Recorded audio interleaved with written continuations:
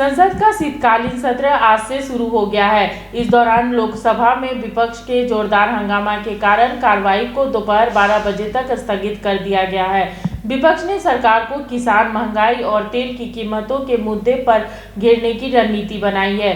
वहीं प्रधानमंत्री नरेंद्र मोदी ने विपक्ष से संसद की गरिमा को बनाए रखने की अपील के साथ कोरोना को लेकर सावधानी बरतने की चेतावनी दी है।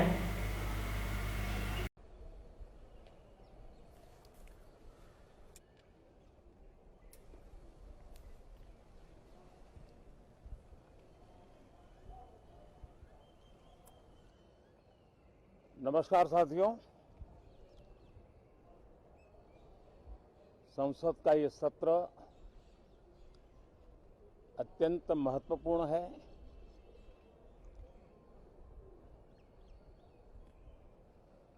देश आजादी के अमृत महोत्सव मना रहा है।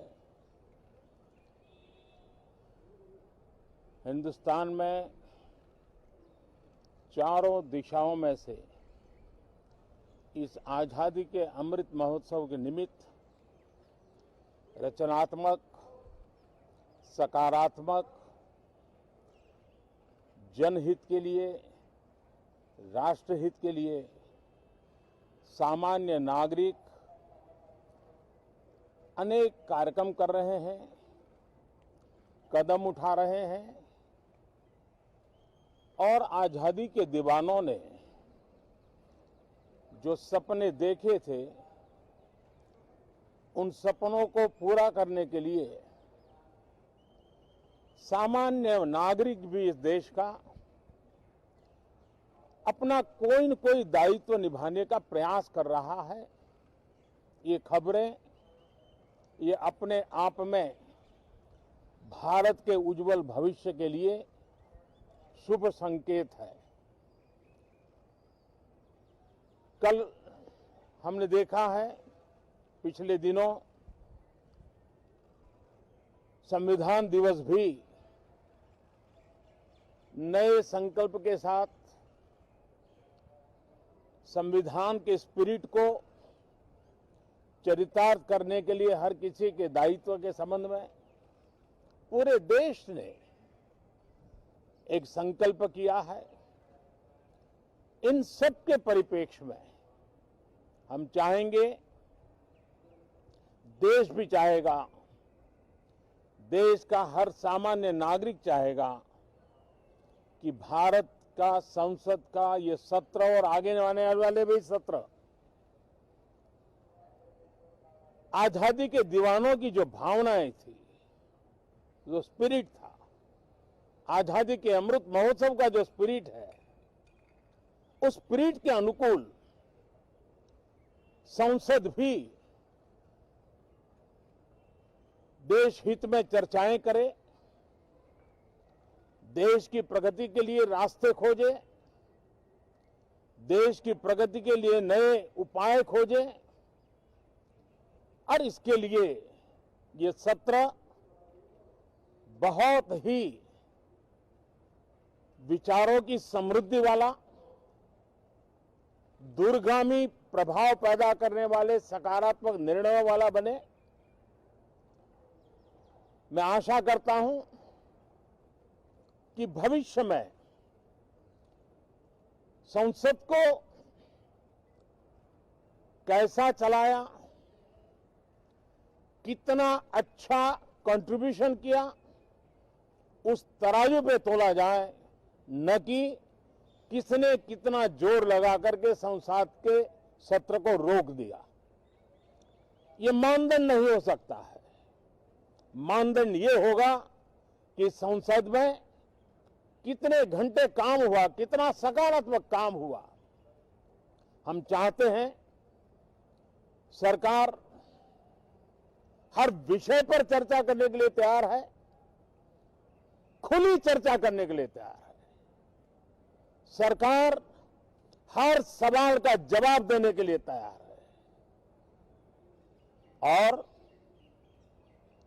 आजादी के अमृत महोत्सव में हम ये भी चाहेंगे कि संसद में सवाल भी हो, संसद में शांति भी हो।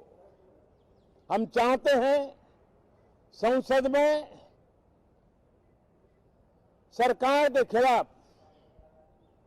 सरकार की नीतियों के खिलाफ जितनी आवाज प्रखर होनी चाहिए हो, लेकिन संसद की गरिमा,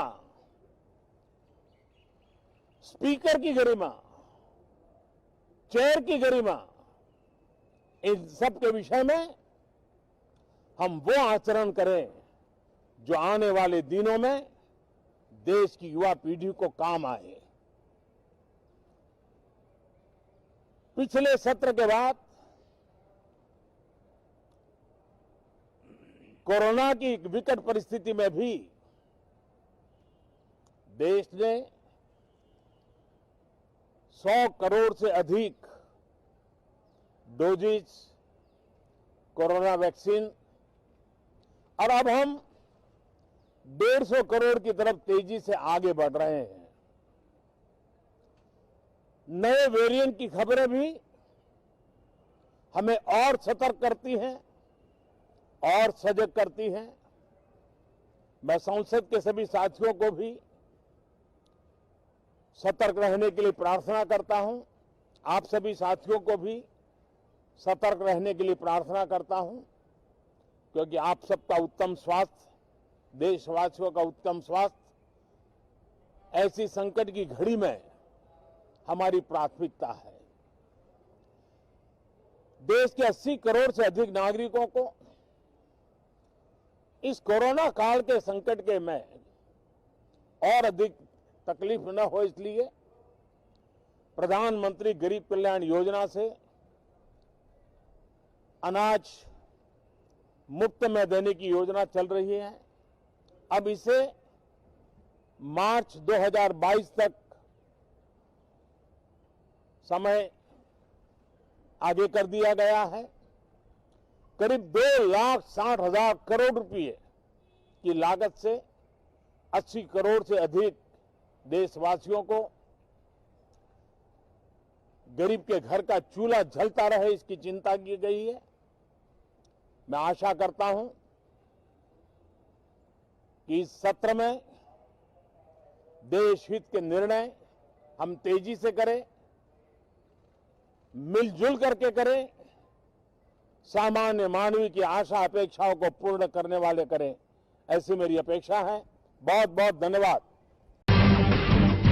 जब टूटती है आस, जब थकती है सांस, जब रूठते हैं अपने, मुंह मोड़ता है जमाना, जब अंगड़ाई लेता है संकल्प, फिर बनती है कहानी, बनते हैं अनमिट निशान।